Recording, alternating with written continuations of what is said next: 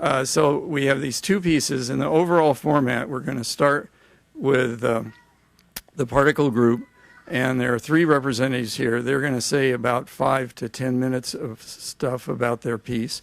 We have a specialist who is going to, in that area, who's going to comment on it, and if there's time left, we'll have a discussion between them. And I'm going to be ruthless about keeping time. Then the other group, Spec Flick, I never can pronounce it right. Is that okay?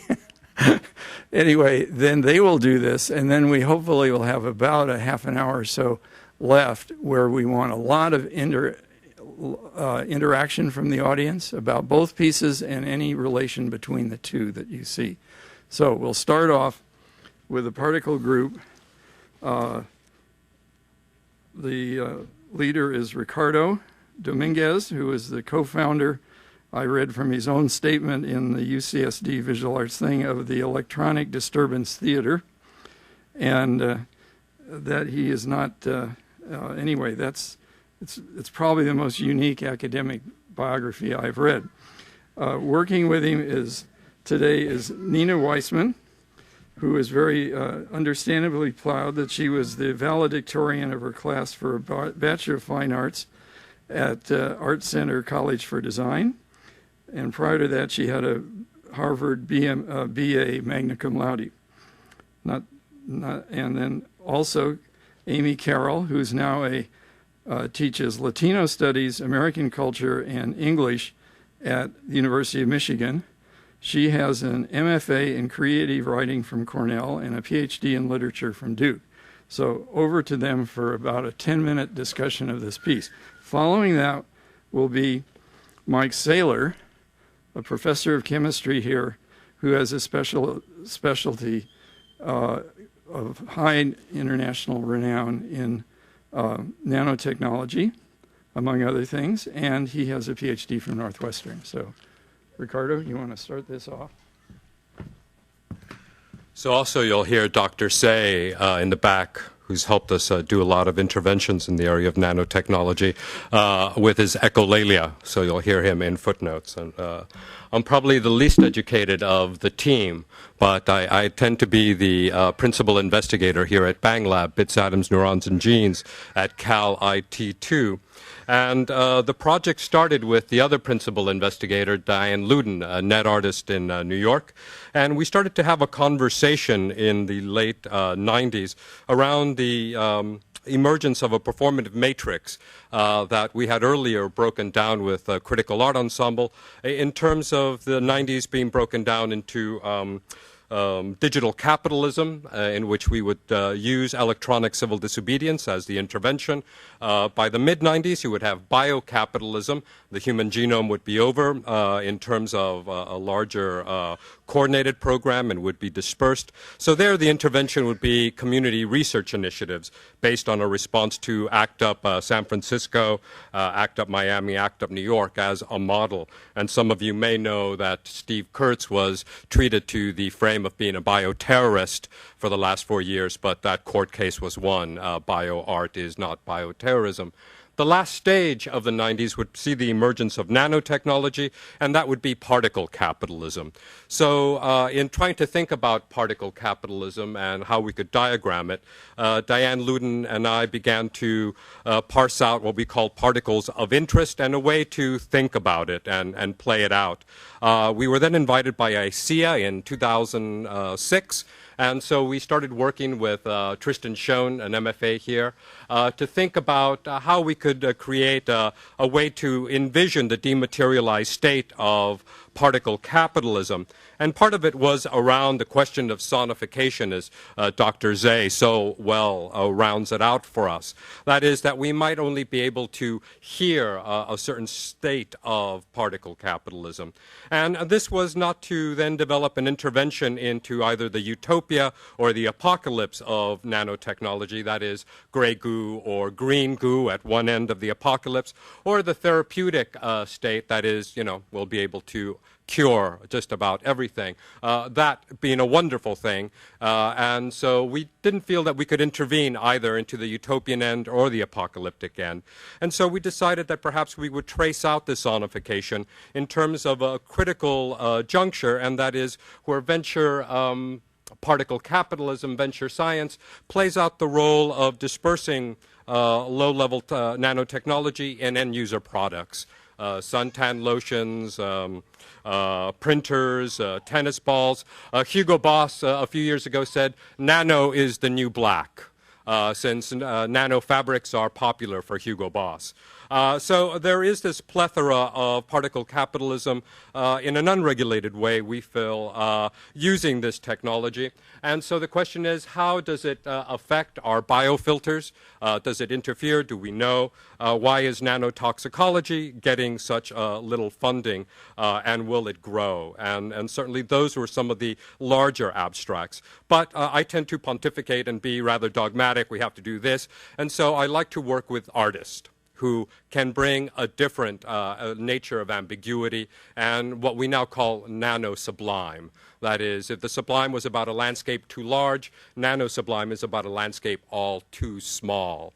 So what you see outside is a product that Nina Weissman, in terms of her activism, in terms of the somatic architecture of sonification, working with Dr. Carroll in terms of experimental poetry and what the particleization of language might indicate in terms of this nano-sublime.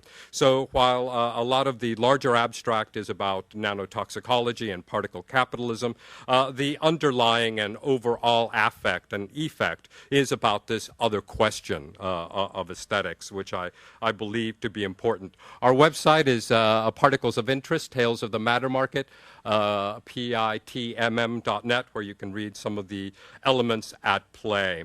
And I think ultimately, when we think of the too small, we are thinking in terms of erasing the S in small and looking at mall. That is the mallification of particleization, the malling of particleization, and what it means to research in terms of science versus venture science in terms of not knowledge outcome, but product outcome. So those are some of the issues at play.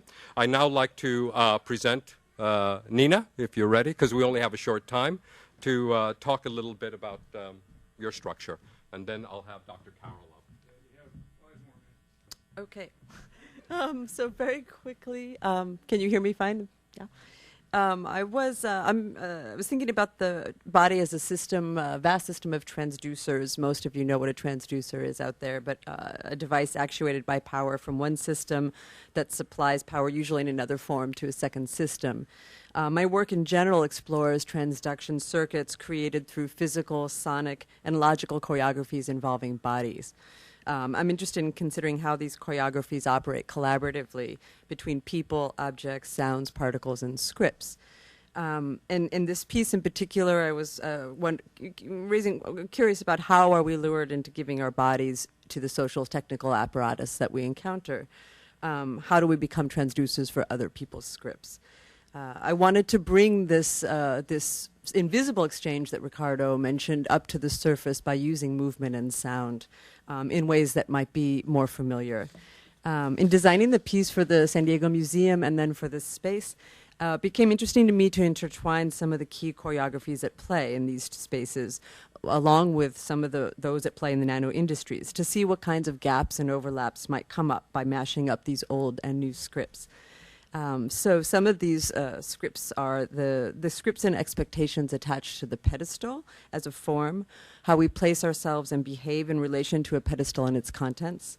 The pedestal set off what is presented from the mundane. They make what is preferred untouchable and thus unknowable in many ways. And here at Cal IT, you have the cousin to these pedestals, the clean white laboratory counter. The nanolabs here, the public is kept at a distance. We can observe trained professionals working at these counters. So here the pedestal is even further removed. So I wanted to set up a system here where one could encounter the invisible that is preferred by the pedestal in a less skilled way, that anybody could encounter it.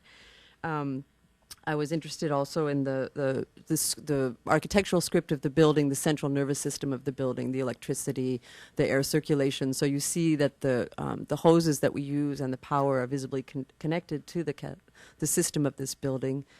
I wanted to bring up the nanotechnology's invisible scripting of the body. So that's another sort of script that runs through this.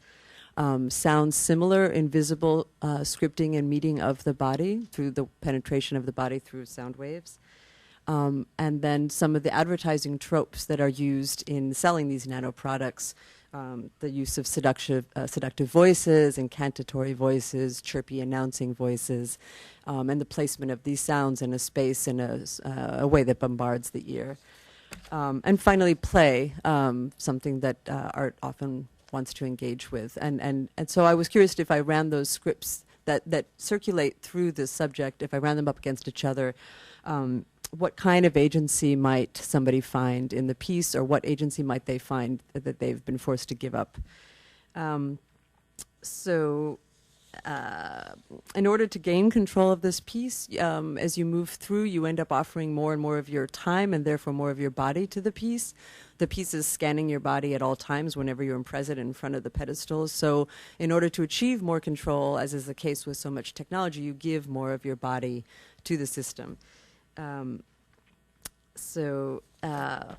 I simply, the format was that in the beginning I chose, almost all the language is directly taken from the nano industry, very little is invented. The beginning is just an incantation of the sort of fabulous particle names, nano diamonds, sublimed fullerenes, doped fullerene film, quantum dots. This moves on. So in this section, you have not too much you can control. It's more of a seduction. You can slow the sound down. You could trigger a few swarming sounds. You move through this arch. As you do, you're presented with slogans, most of which are taken directly from the nano industry. Smaller is better. Your matter is our market. Some slogans I added myself that say what they're saying in maybe slightly more blatant format. And as you pass in that archway, the sound is broken up in a particle fashion into grains. You can play more. You have more control. And as you go through the next phase and encounter the list of particle names, you seem to have even more control. There are more sensors to play with. There are more body sounds to play with. There are tales that undermine the product's promise of utopia. But again, in learning more about it, you give a little more up. So. Maybe I'll cut it down as I go. I wrote something out because I know when I have a 2.5-year-old running around too that it's best to have something down on paper. So I'm going to be reading to you. I also thought we were going to be presenting after Adrian. So I'm actually referencing Adrian's piece because I wrote, it seems fitting that my contributions to Particle Group's portion of this show occupy the liminal space connective tissue between Nina's interactive sound installation and Adrian's distinct project, Spec Flick 2.6. Like Adrian, I have on my mind current transformations in information flow, in knowledge production, consumption, and management. In addition, I find myself mesmerized by the obsolescence reconfiguration of the book object, the shifting coordinates and coordinations of the poetic, the literary, and the fictive in the age of the digital. I mean, as an English professor, I've overheard myself asking, how do we teach literature today? My participation in and contributions to the projects of Particle Group dovetail with my ongoing flirtations with the materiality, visuality of language. I'm trained in critical theory, creative writing, anthropology, and literature, and I found myself drawn to disparate archives and repertoires of visual and performance poetry, which include, but are not limited to, printmaking, Dada cabaret, calligrams, graphic arts workshops, concrete poetry, language poetry and its aftermaths, conceptual art, performance, border and body art, slams, new media, and electronic literatures. In descriptions of nanofabrication and the making of integrated circuits, silicon chips, references abound to William Blake's illuminated manuscripts. And here, one reference that I would give you is Richard A.L. Jones' Soft Machines, Nanotechnology, and Life. Before identifying this repetition compulsion, I too began to riff on Blake's illuminating project, imagining the texts I wrote and co-designed with Ricardo for the iPod Nanos as illuminated nanoscripts. Nano banana and tin e pluribus mas unum, which you see in this installation, function alone and in conjunction with particle groups' larger investigations concerning nanotoxicology. These works enact my formal investments in the particleization and performance of the word, code switching as a literal somatic script. But in content, they also key particle groups' commitments to thinking narrative as sociocultural practice, as cumulative exercises in speculative fiction. By this, I mean particle group seeks to reflect on science's storytelling processes. Consider, for instance, the scientific photograph. Routinely, science silences noisy images, beautifying the representations it offers of cells, the nano, etc. Imagine particle groups' ambitions as something closer to that of a dirty-minded science, one which seeks to reinsert the static, the desolatory, the wayward, the poetic into sensory fields of reception. Neither art for art's sake nor pedagogically driven application, particle group's own narrative tick could be parsed in the broadest sense as a desire to reflect on the politics of representation, on what and who is omitted, erased, gentrified, silenced. Don't feel shy, you can fill in the blanks. I view my contribution to the project as a piece with meta-meditations on what I've come to perceive as the para-literary or the para-aesthetic, the ever-scattering of the poetic and fictive across multiple force fields, this only being one brief moment in that spiraling history. No longer bound to the book object's perishable shelf life, I'm inclined to imagine particles of language as free-floating in the airwaves, as the particulate matter of the para-aesthetic which we breathe in on a daily basis. Not inherently disastrous, but also not a priori messianic, this vision which I ferry into my work with and for particle group, at its best, promotes a politics of suggestion, the argument that science and its publics must develop multiple concomitant filters to enhance and enable the para-aesthetic's extrasensory perception. On this note, I approach the conundrum of knowledge flow in terms that consider environmental isms and the privileges of accessibility. 1 year ago, after our show in Berlin, I wrote, quote, "In Engines of Creation, K. Eric Drexler provokes not much difference between a banana and a human, same atoms just arranged differently. Recumbent as code's rhizomatic roots, the banana-human promises to fade in and out like a radio station testing sound's judgment. In Brazil, absence is the order of the day. Bananas like condors are disappearing, although the latter's endangerment remains puzzling. Nobody knows why the banana's leaving, why it's no longer branching out horizontally. Nanonook of the North, in the Arctic Circle, twice as many girls as boys are being born. Some speculate it's the right of the rain, toxin in the water, and by extension the landscape, become squatters in pregnant bodies to reshape, trigger happy hormones. An ironic, natural reversal of cultural mandates to reproduce the sun? Maybe. Environmental racism? No doubt. But more than one species sinks or floats, lost in translation, i.e. this promises to be, and I wrote this again last year, this part, the critical winter of the bees, hives literally emptying, foretell bleak house futures of scarcity.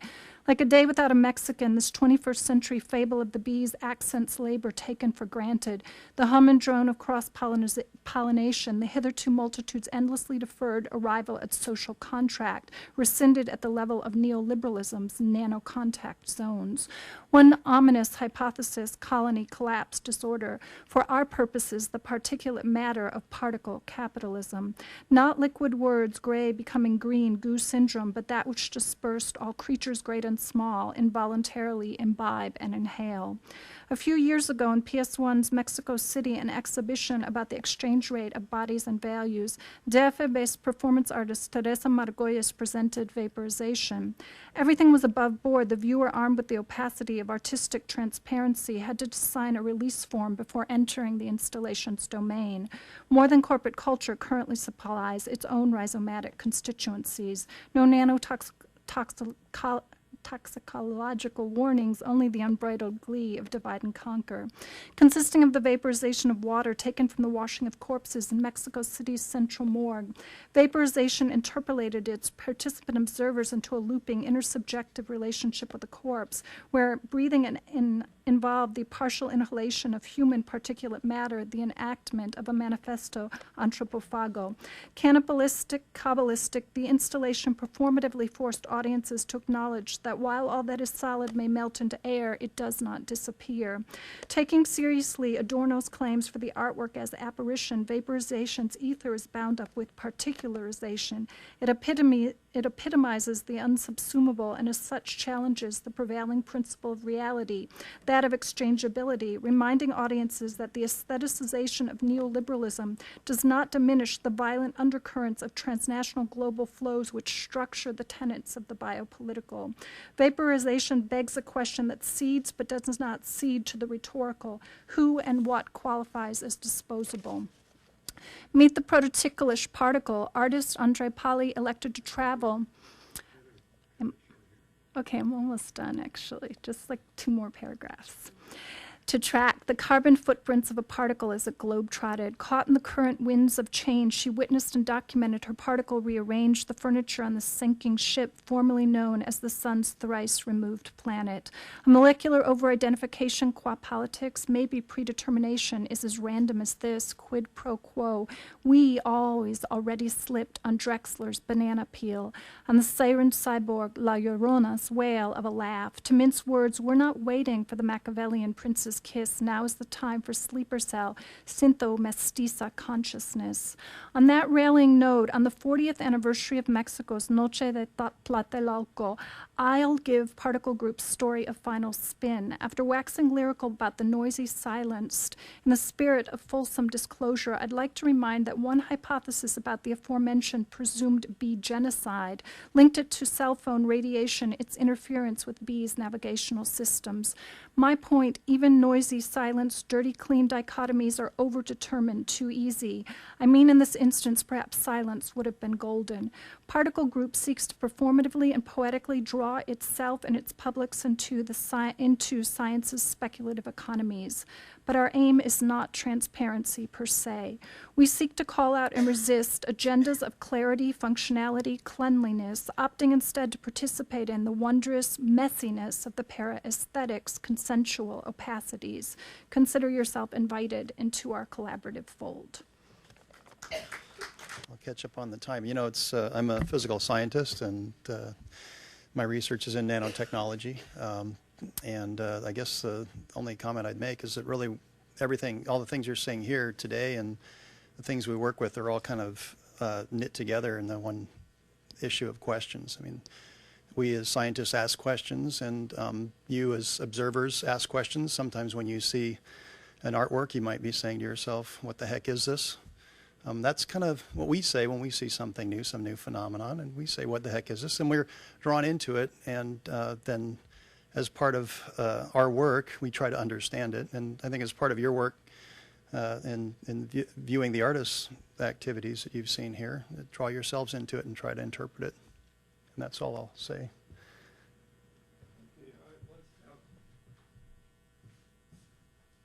I think maybe if we can get everybody up here and have about a 10-minute discussion among this group, and then we'll go on to the second group.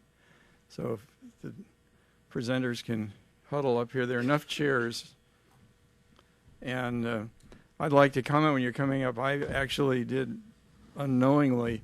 I'm an electron microscopist. When I first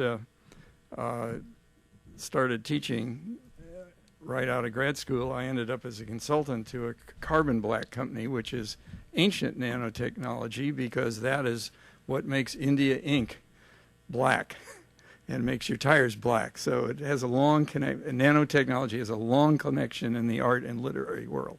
Okay, another person want to discuss here, or were you leaving it up? Shall I just run out? Maybe they... Well, that's okay. Why don't you... should we go to the next group? And no. Okay. Yeah, if there's anything. Is that working? No, I was looking, I guess we both said we checked each other's sites out, and yeah, it's very impressive, all the various research that you're involved in. There they are. I was curious about the, what's it called, the spectral, it's a kind of spectral barcode tagging system that you're working on. maybe it's probably much better if you describe it, but I was curious as to what, I just noticed online that it was used, or not you, but somebody else might be using this to track assets, but this is a non-toxic, so I'm assuming of something that might enter the body. So what might you be tracking, or how are you interested in using it? Wow, I didn't come here prepared to talk technical. Oh. To answer your question, I brought some with me. We make barcoded materials. We call them spectral barcodes because they have pretty colors to them. There, you have to give it back. We make small particles. Oh, yeah. The comment and the whole concept of this activity here, being the particle group, nanotechnology is much more than particles. Although a lot of people, that's something it's easy to look at and see and say, oh, there's a particle. In fact, what makes that thing have color is the absence of particles. So there are particles in there, and you can see them glittering if you put them in the light. You'll see them. Yeah, I can see them. I don't know if you all can see them. Well, you shake them around. Very And what gives them the color is the fact that they have holes. So the particles have nano holes in them instead of nanoparticles. Uh-huh. And the absence of that void, that air void, gives it a color. Kind of similar to how rainbows, water droplets will give color. You can see color in a water droplet, even though there's really no color there. It's the refraction of light that gives a rainbow its color. But so the barcodes, the thing that we were doing, actually I've been given a hard time for this by various anonymous emails over the last few years, because we developed these things. We say we can encode these. We put these little particles into very strange places. We've used them to tag pharmaceuticals, for example. Mm-hmm. So the pharmaceutical industry is very interested in how many emails you get for Viagra a day. And, most of those Viagra ads that you're getting, they're trying to sell you something that's probably counterfeit. And the pharmaceutical industry is very interested in tagging individual pills instead of labeling the bottle, because people can empty bottles out. They want to put tags in. And so it's a clandestine means because they're very small and they can't even be seen unless you have the right instrument to see them. These are actually visible, but the ones that we make for that kind of an application are invisible. So there's a nano system that's being used to identify something you don't even know it's being used to identify. So in that sense, you're tracking assets, but it's in a very physical fashion.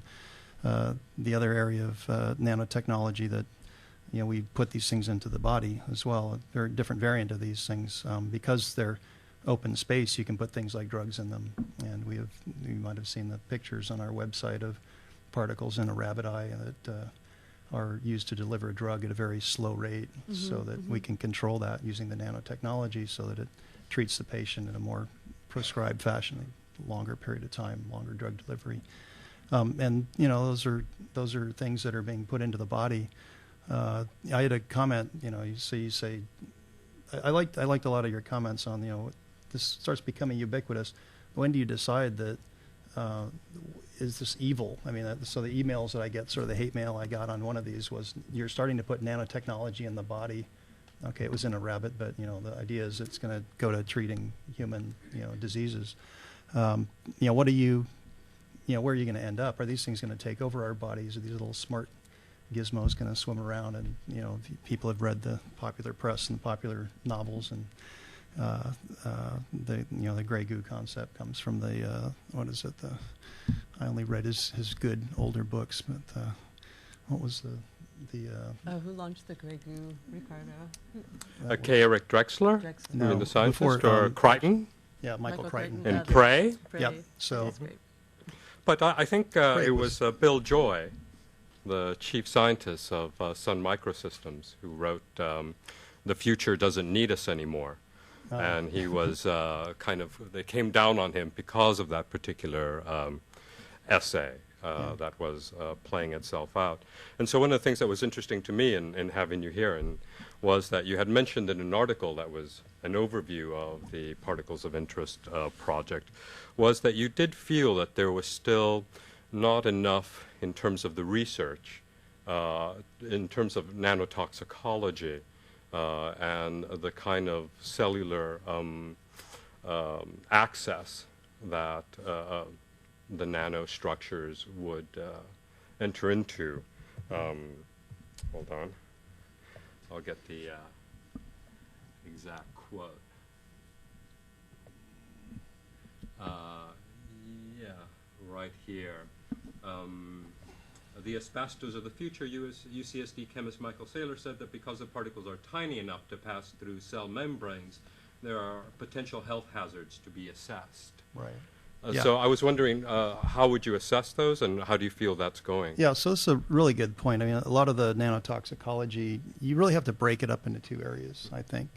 Minamata disease, itai, have you heard of that? There's diseases that stem from the Japanese throwing mercury in the drinking water back in the 50s. That was industry dumping chemicals into the environment. Chlorofluorocarbons. Recently, Scotchgard. Anybody know what Scotchgard is? And, it's the stuff you used to spray on your dress to keep the clean. They took it off the market. Why? They found remnants of Scotchgard and Arctic char up in the oceans in the Arctic Circle. And so, one of the issues in this is what is happening in the environment. Are these getting into the environment and poisoning our environment? And that may be chemistry, it may be nanotechnology, and so one of the obvious ones is carbon nanotubes. We can come back to that in a minute. And then the other one is in the body. In the body, when you start talking about toxicology, we actually have our arms around that a lot better, because the focus there is going to be, I want to treat a patient. I was just recently at a big NIH meeting on nanotechnology in the body, and the comments were made that you guys are never going to make this thing into the clinic, because FDA will never let you put something into the body that doesn't go away. And so for example, carbon nanotubes you mentioned. Carbon nanotubes are like the soot that Lee Rudy talked about, the carbon constructed out of carbon, but they're very stable. And in that sense, they're very much like asbestos fibers, which don't contain carbon, but as you know, asbestos is a mineral dug out of the ground, but in fine fibrous form, it gets into your lungs and it can make you very ill. People are concerned now that carbon fibers will do that too. Why? Because they don't degrade. Same problem with chlorofluorocarbons. They get up into the atmosphere, they don't go away. Mercury, okay, it'll eventually go away, but if it gets into the fat of the fish and you eat it, it's going to go away by getting into your body. So the issue really is trying to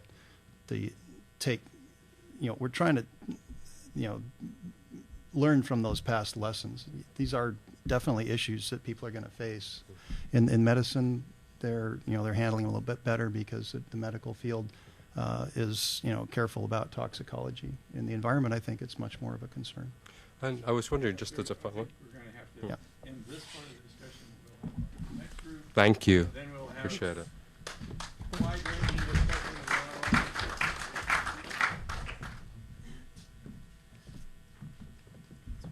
Thank you.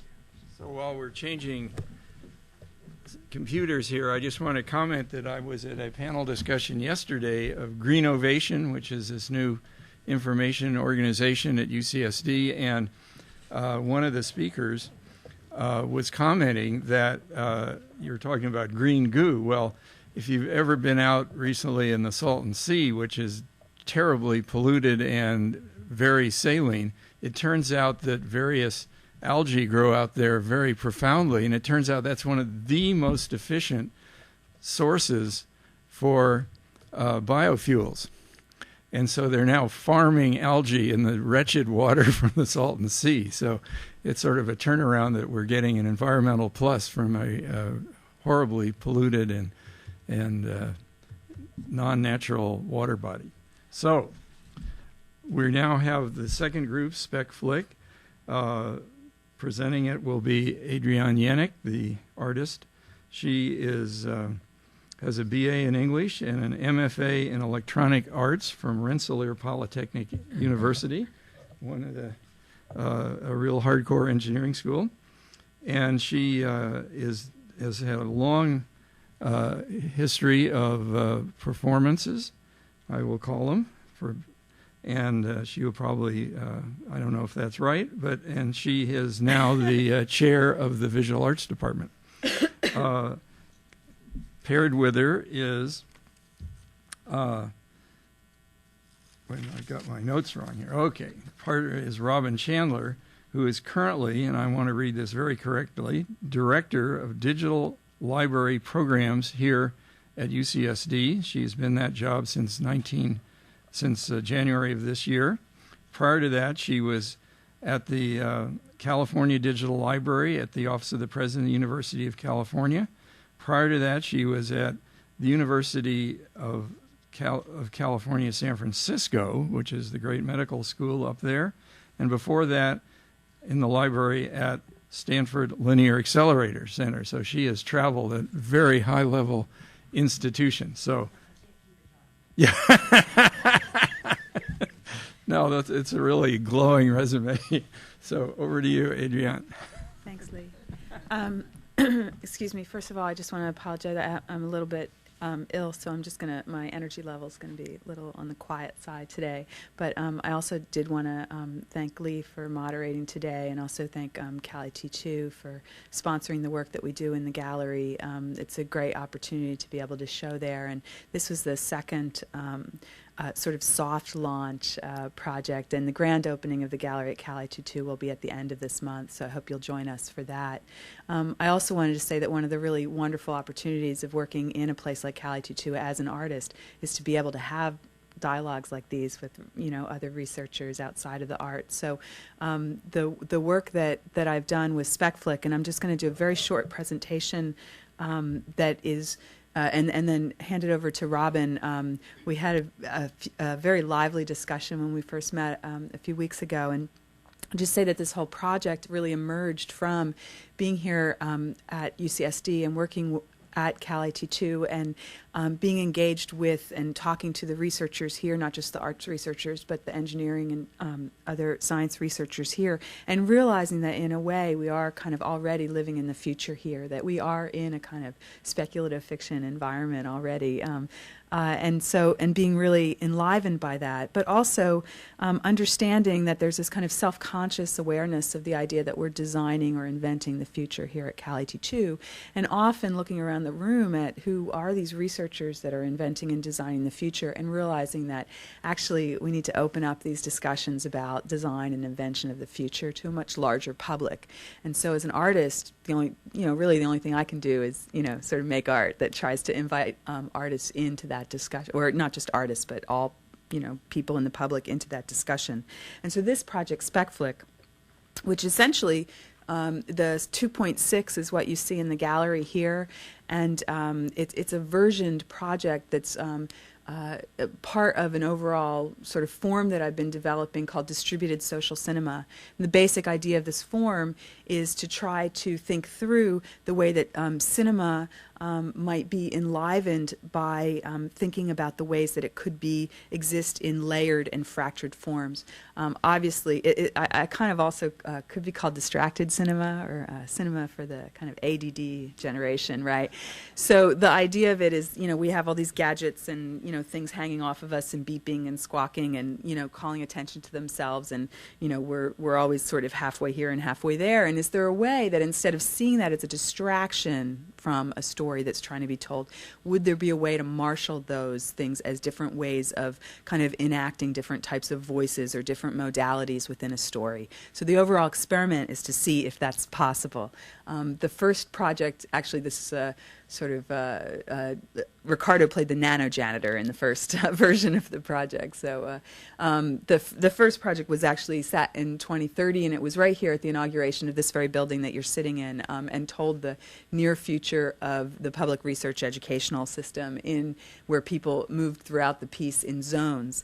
And then the 2.0 version, which was commissioned by San Jose 01 for ISAO 06 up in San Jose, I worked within the library, the San Jose Public Library, and they asked me if I would think of a story, imagine a story there for 2030 in the library. And so this is sort of just the kind of flow chart of what that was. And the 2.6 installation, which you see, which is another version from the 2.5, which, as Lee Rudy said, was in the San Diego Museum of Art, is an installation that pulls from what were originally live elements and a live event that took place around all over this public building, where more than 600 people came at night as an audience and interacted with and played with, and characters moved around and also were on the screens. There were, you can't quite see that because can you turn down the lights in the audience a little bit? Is that possible, or maybe not? So the story essentially of the library in SPECFLIC 2.0, the near future, the public library, the near future of the book, which of course is extremely rich and fraught, and everybody has something to say about it, which is interesting to me, really emerged from months of research spent in the libraries and reading things about the libraries and trying to imagine, and all of these stories exist and emerge through the development of characters that are identified, and kind of come out of the research that I do. So the Infospherian, who you see in 2.6 as well, was really central to this idea of the future of the library. And she was essentially, originally in the live version, it was a live durational performance of 3 hours. Prave Pilar played the Infospherian and was performing with a max jitter patch that in which she could be 3 characters in one. Essentially, she would switch mode switch between these different voices of characters, which also the mode switching would have different types of character to her voice and character to her image. And the 3 characters, and we wanted to really concentrate on this, my discussion with Robin, were essentially these ideas of what functions the librarians or libraries might be having still in this idea of 2030. And those 3 characters were, we call them, one of them was called Flo, and she, you see here in the 2.6, and she's essentially this kind of docent, very friendly figure. She's telling you essentially where the bathrooms are, which a lot of librarians say that's like the most often question that the desk librarians that they get asked, actually. She's oriented people. She's issuing this idea of reading licenses, which was something that also emerged. The licensing, certainly digital rights is a huge issue. Again, all the work is sort of dealing with this issue of both, control and freedom that come up time and time again as you're working with new technologies. The second character, I called her Core, and she's also in the 2.6, is really the enforcer of these digital rights, or the person, the character in which the library, part of the library function is to, work through and help people access materials, but that the function of the library is no longer as, the gateway to a free, open, public information source, but rather that there's filters, financial filters, which are even now being placed on library collections, but also the idea of potentially economic or security filters and even intelligence filters. And then the third character, who's not really pictured in the 2.6 version, was a Hypertia, we called her, off after Hypatia, the kind of storied librarian.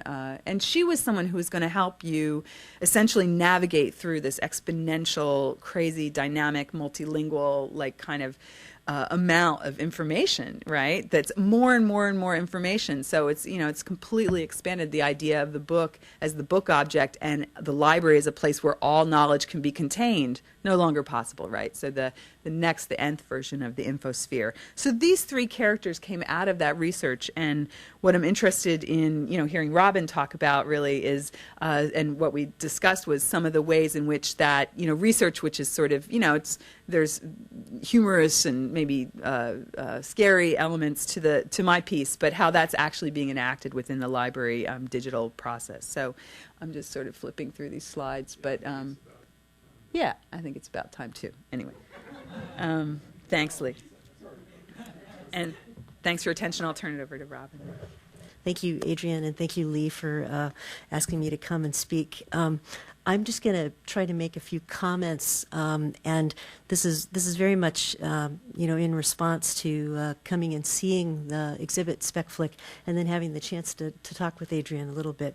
And I've just sort of am titling this From Incunabulas to Infospheres, sort of a few comments. What I wanted to speak to is to think about this really in my mind. It's kind of a historical approach here. In a sense, I'm looking to the past to sort of think about the future or understand the future. And I'm going back to the point from where we moved as a society from what you could think of as sort of an oral tradition to a printed one. And it's really only been 500 years that these things that we think of so affectionately as books, this printed page, has been in existence. So in the scheme of things, big picture, geologic time, or even mankind, humankind time. This is really kind of maybe just a blip on the screen. So just to sort of put that in mind a little bit. And I think it's also very important to, again, to just say historically, thinking that this print was really important in the sense that it was really deconstructing society at that time, or shall we say deconstructing authority.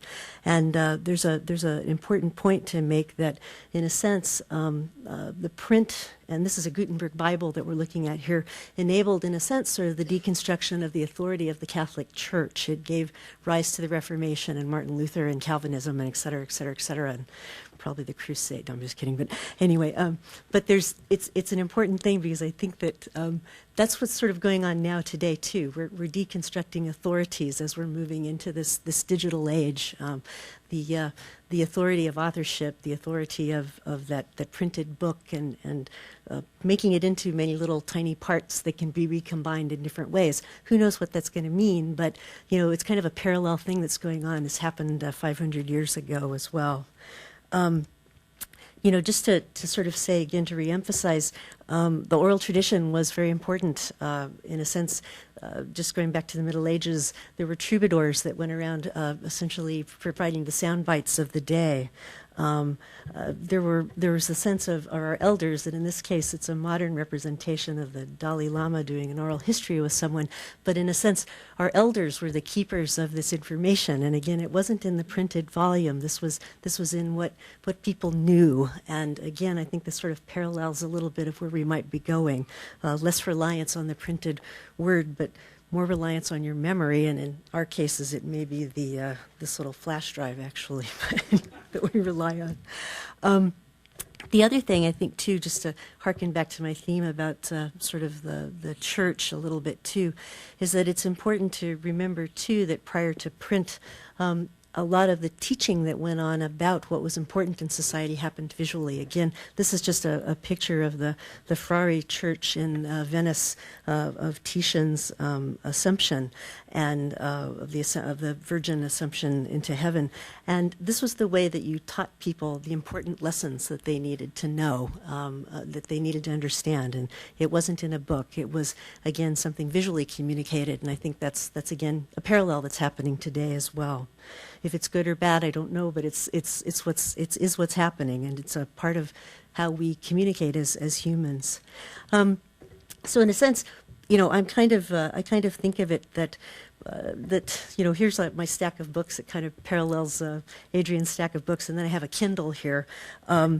It's important to think about the impact of technology on society, that really the book was sort of the PDA or the Kindle of its day. It was a mechanism that discreetly captured, retained, and shared information. And this technology today that we're moving into is the sense of networked information that's openly accessible, that again is able to be reshaped and molded in a revolution, again, that's deconstructing the authority, in some sense, perhaps, of authorship. I wanted to just briefly then sort of say, how libraries are supporting kind of this technology transition that's actually happening specifically around books in this example. This is there's Scan on Demand. There's a Open Content Alliance is a group that's working on book scanning, and they've been working with a group called the Boston Library Consortium, and the Boston Library Consortium is something like 20 different libraries in New England, and they're actually working on a scan-on-demand sort of interlibrary loan model if a researcher wants it, and it's easier to scan it and provide it to them as opposed to trying. We're also moving into a place now where it's print on demand, and this is a tool called Espresso. The New York Public Library has one. I think there are other libraries around the country that are looking into it, and it's the idea that all of these books that we've now scanned could easily become, a bound volume if you're in Starbucks or in your library or in some store, appropriate store. And I think you could almost say now that we're moving into a place which is read on demand. In a sense, you can, just like you can stream on demand, you can read on demand. If you're anywhere, any place, as long as it's online, you can bring it to your device and read it. To echo a little bit of Adrian and what we talked about, Spec Flick's 2.6 infospherian has those three info spaces, flow, core, and hypertia. I think the character of that infospherian is again sort of inspired by these sort of three different kinds of ideas. Someone that assists in accessing collections, someone that helps navigate through all the great body of information, and another core which talks about those sort of security issues that again, when I first look at it, saw the exhibit, there's this sort of sense of it being kind of menacing. It's kind of interesting when it's just brought to you, this is the Software Protection Authority. But then I thought to myself, well, we're actually sort of doing all those things already, and they don't quite seem so menacing. They just sort of seem to be our job, in a sense. So let me just reflect on that a little bit.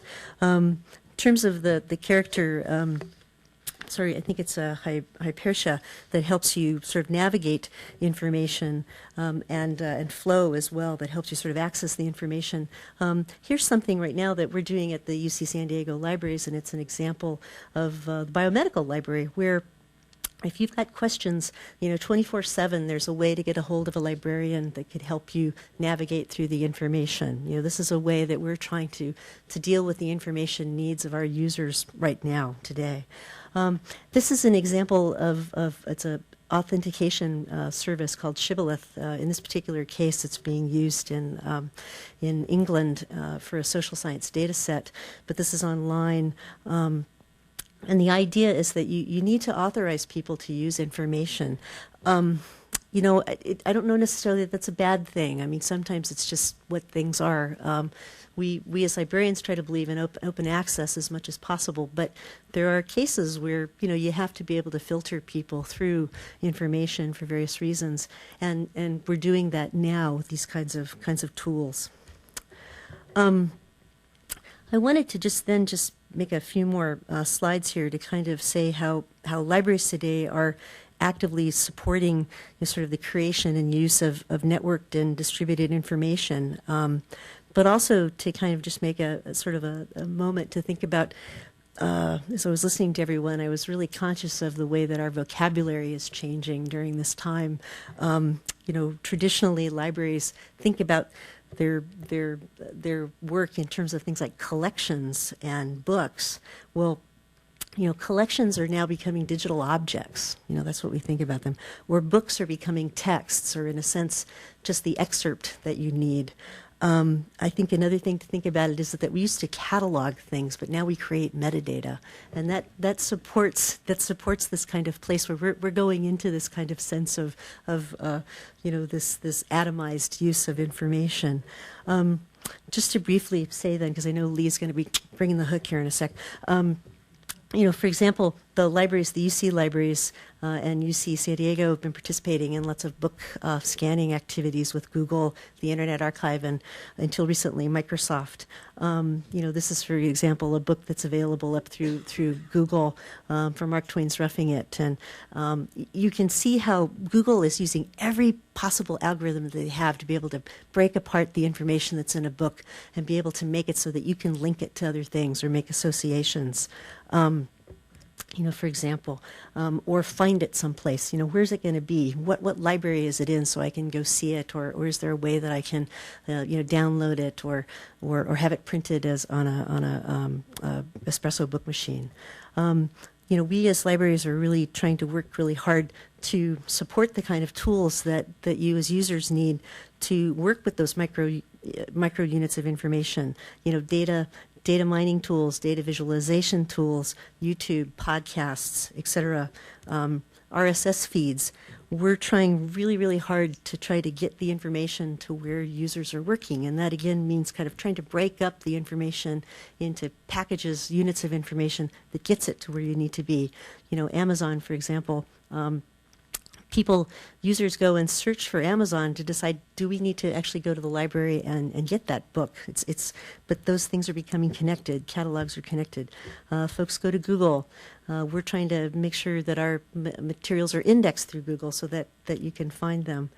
I just wanted to make, just 2 more minutes, just wanted to make one just little sense, because again, it goes back to that part that I probably grapple with a lot, which is just, thinking that that, again, librarians are really passionate about fair use and public domain. We really do want to see things be as accessible as they can be.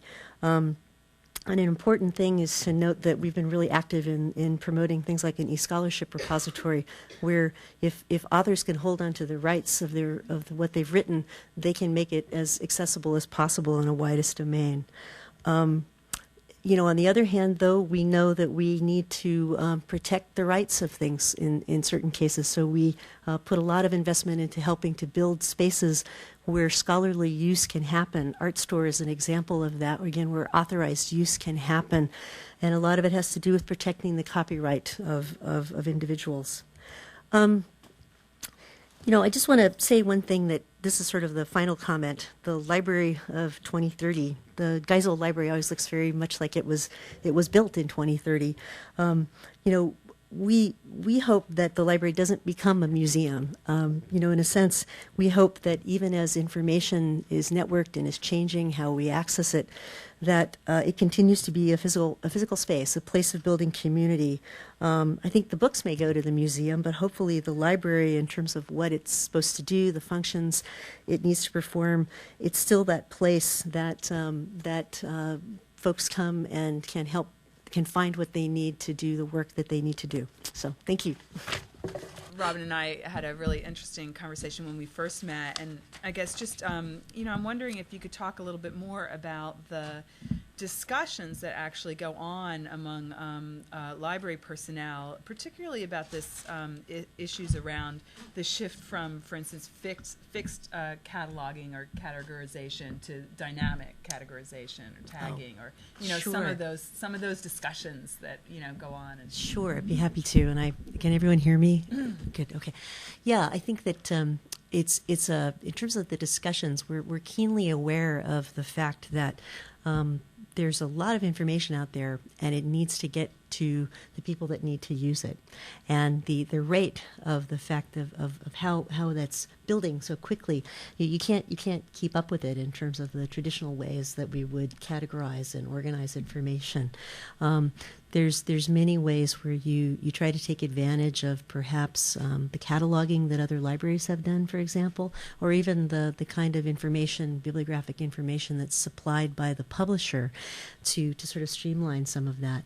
But it leads to then an idea that you can sort of take that as core information, but you could then expose the material to the users, in a sense, as much as possible. I'm speaking very generally here, but if you look at there's this sense of being able to open it up to communities like Conatia, which is a tool that's used in the medical community as a way to tag information.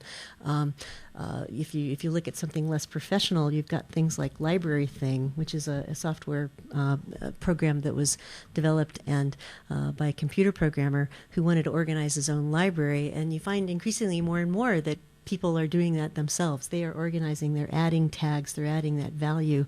I think you'll find that probably happen more and more as we go into the future.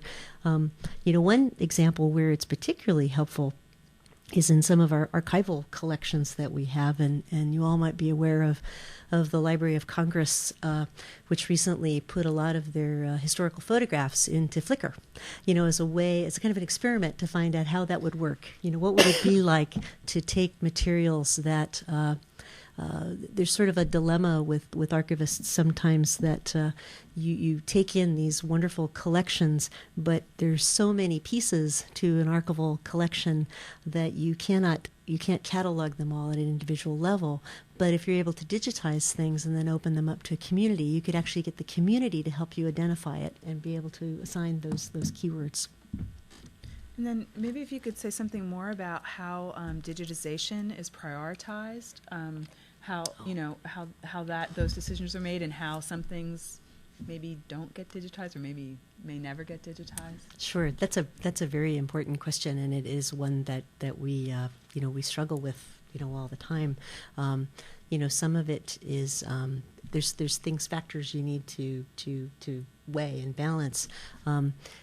Predominantly we try to scan materials that are needed by users. So we have a lot of collection development librarians and bibliographers that work with the faculty to sort of determine what are their needs.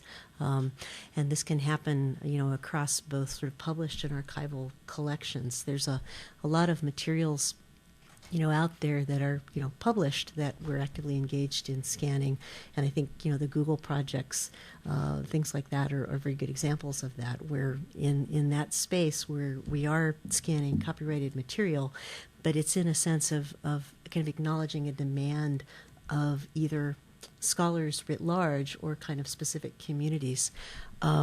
There's also the fact that some of it is financially driven, as well. I mean, in the sense, I hate to say that, but it's a sense, it's a real fact in the sense that there aren't enough resources for libraries, just like I don't think there's enough resources for research either. But we don't have unlimited funds to scan everything, so sometimes you just have to look for the opportunity.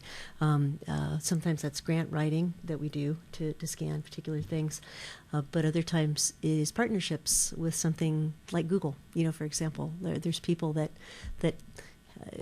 in I think the greater knowledge community that thought that this was a partnership with the devil, but it was an opportunity because it wouldn't happen if we hadn't done it. And we would be, and there's so many people. You hear there's a great graduate student in history at UC Berkeley who has a great little blog, and she has a wonderful quote that's like, "Oh my gosh, can you believe this? I mean, I've been able to get all the books in 2 or 3 days that I wanted to use that normally I would have had to travel to the British Library. I would have had to, go to New York Public, and I couldn't afford to do that. But now it's online, and she could get to what she needed. So you have to take advantage sometimes of those funding opportunities.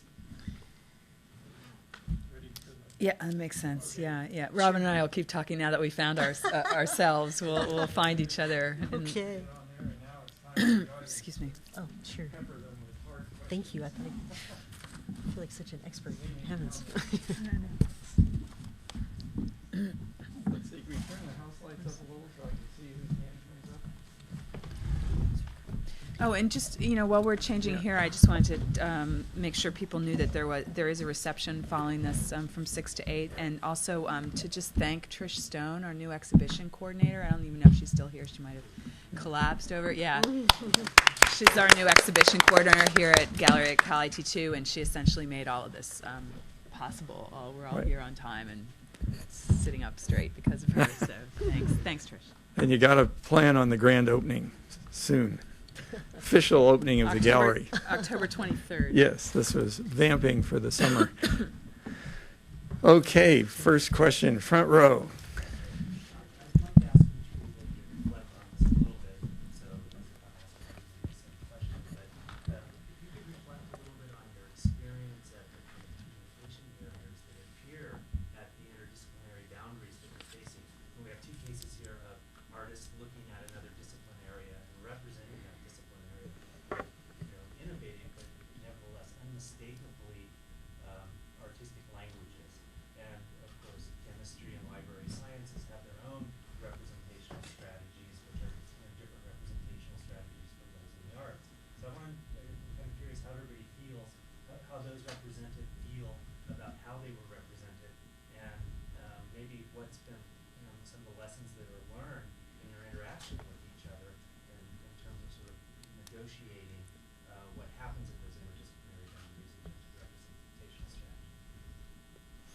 Well, at this particular moment, this is the first time I've met him in the flesh. It's only been his data body and data shadows that I've encountered in terms of reading.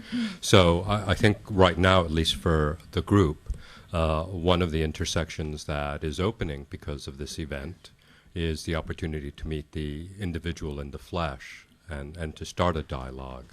I think the other element is that Cal IT2 and the gallery, at least at its core, is to try to open up, at least for the artist, an opportunity to begin to understand, perhaps on a deeper level, what we only kind of respond to in a performative way or to some degree reactive or critical way.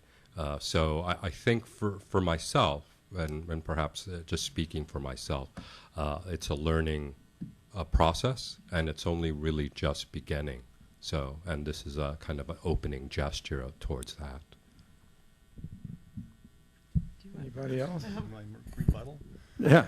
Okay. Well, here I'm going to take it. So the question's kind of about, how do you guys talk when you speak different languages? And I mean, I got the invitation to come to this thing, and Lee was copied on it, came from Ricardo, and I wrote an email to Lee, is this guy an idiot? Or, actually, no, I don't think it was an idiot. No. Is this guy a nut? I think is how I said it. And, I had never met him before. I didn't know. And it was a kind of a terse, short email, and I didn't know anything about the background of this thing. And Lee goes, no, he's not a nut. He's just an artist. And, I don't know if that's a direct quote. well, that's how I read the email. Anyway. And so I thought, okay, well, let's look into this and see this. I think that's a really key point, is that, we do speak different languages. We have a hard time, even as faculty, often we are on committees together and we're trying to, review an academic promotion file, for example. And you have to ask, whenever I'm an external committee member on one of these things, so what are the metrics you guys use? What's important in your field? What are the things that you call excellence? And so that's one aspect of just understanding where everybody's coming from. And the other, I really do encourage this kind of interaction. I think this would be great. I'd love to have these guys come by and just tour through my lab and do their own interpretations. And, like that's a question I, posed at the beginning was, it's all questions. It's all about questions and how we're all asking questions. And, sometimes you don't like the questions, sometimes you don't like the answers, and that's okay. That's really, I think, the role of the artist. I'm a scientist, so I can say this because I'm totally non-authoritative on this, is to promote and propose these questions that make people think. We don't try to make people think as scientists. In a sense, we are thinking. That's our job, thinking and trying to solve problems in the physical world.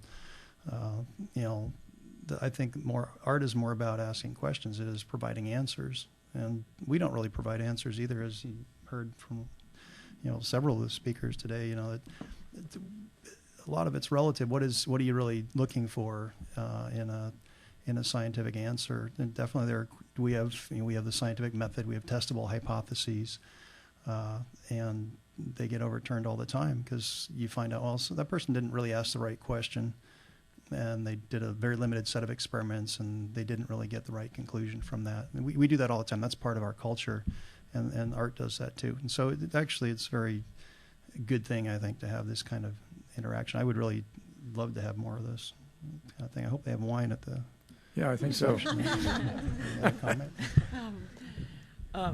Just in terms of like what my involvement was on this and dealing with the sort of communication barriers there might be, or the translation barriers, maybe it was just more this how to deal with these sort of invisible penetrations of the body, exchanges that can't be seen without equipment that none of us can afford. It was more a question of trying to deal with like a sort of synesthetic, synesthesia, like a change of switching into another sense. So using the body, using sound to get at the kinds of exchanges that might be involved with. So rather than reproducing the technology of the laboratory or the experience of the laboratory. So that was how I got it, adapted to that. Adrian? I'll just say, I had a really great experience up at San Jose Public Library, because the director of the library was very forward-thinking, although it was very disturbing to me when the piece was first being publicized. The paper said, artist predicts end of library. That was the headline, and so I had a little damage control to do, around that. But that had more to do with, kind of media perception or a sensation. And I began to understand, actually, that librarians really fear no art. I mean, I was really excited about how the library was so encouraging. But one of the things I did learn that was really important to me was that the head librarian had said that so many of the librarians, people that were working in the library, they didn't really have time, because they were working so hard on all these issues, to really at all kind of step back and start to consider some of these implications or some of the other choices that they might have, or some of the other things. So she actually brought me in afterwards to do professional development kind of seminars around just using the Infospherian character and some of the stuff to bring up these issues so that the librarians could actually talk about it with one another. And so they weren't just tasked on it. And you're probably on a much higher level where you have all these conceptual discussions, but she was, maybe not, but she was saying that the librarians that are actually like sort of really there servicing, moving things around, working on the nuts and bolts of this, really had not had a lot of opportunities to kind of talk about, share, really think about together what these issues, were. So it was really nice to have the artwork that she identified, that the artwork could sort of pose this provocation to this group of people, and then they could sort of talk amongst themselves about what they thought that meant. So. Yeah, just Robin. Sure, just to sort of respond to that, I think that there's a massive dialogue that's really been going on as for librarians as we again embrace this sort of sense of mass digitization. That just sort of comes to my mind, and because it's sort of the fuel for this whole sort of thing. When I look at Spec Flick, in a sense, that's sort of the base. That the assumption is we're scanning everything, and everything will be digital. And I think that in some sense, it's been kind of a quiet. Within the profession, kind of a quiet concern of, what does this mean to what we do? What are our jobs? How does it change? And in a sense, it's not so much that it's a fear of change. It's just more a sense of how accelerated it is, and how what are the best paths for us to take, in a sense, to meet something where the environment is so rapidly changing. Where are we best situated to bring the skills that we bring, which is organizing information, which is understanding the context in which information is creating, which is understanding that authorship. Because I'll just sort of say one thing that from your interview. There was a quote that you had, which I just thought was really provocative for me, which was, I do notice my students are no longer as fixated on knowing the author or originator of a text or creator of an artwork. Perhaps this signals a move away from a sense of individual creation and a movement towards an understanding of areas arising within a larger mix of voices. What's so interesting about that, though, is that that's attribution is one of the things, and that context of creation is one of our sort of biggest values and what we put a lot into. I still think it's really valuable for us to keep doing that while you can remix things as much as possible. But it's just sort of knowing back where did that thing come from? I think will still remain to be important, because that's where the authority of whatever the new object is will come from. Right. Well, and that's sort of the joke of the Infospherian, is sort of, explaining like this is a bookmark, like is that absence, presence things. Okay, we're switching from the front row to the back row.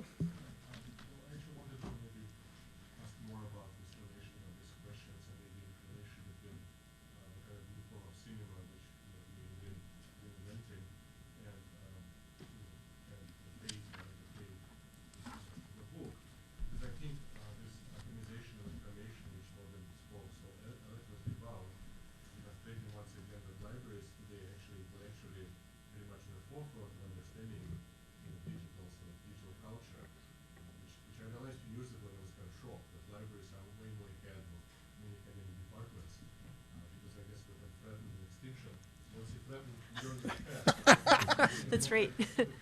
You got to move.